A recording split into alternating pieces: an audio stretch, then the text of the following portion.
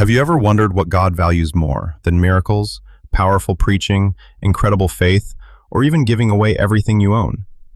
Most people would probably say faith, obedience, or spiritual gifts. But the Bible gives a surprising answer. In 1 Corinthians chapter 13, the Apostle Paul says that you can speak in the tongues of men and angels, understand every mystery, possess all knowledge, have faith that can move mountains, and even sacrifice everything you have.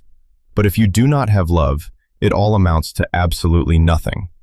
Imagine spending your entire life serving God, only to discover that the very thing he cared about most was missing. That's a sobering thought.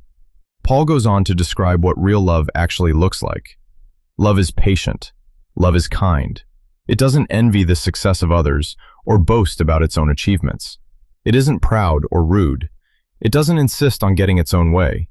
It isn't easily angered, and it doesn't keep a list of every wrong someone has done. Instead, love rejoices with the truth. It always protects, always trusts, always hopes, and always perseveres. This isn't the kind of love our world often celebrates. The world's love is based on feelings and convenience. God's love is based on sacrifice, forgiveness, and commitment, even when it's difficult. When we look at Jesus, we see the perfect example of this love. He loved those who rejected him. He forgave those who crucified him. He served people who could never repay him. His love wasn't just something he talked about, it was something he lived every single day. And that's exactly the kind of love God calls us to have for one another. Paul finishes the chapter with one of the most beautiful verses in all of Scripture. Now these three remain: faith, hope, and love. But the greatest of these is love. Faith will one day become sight.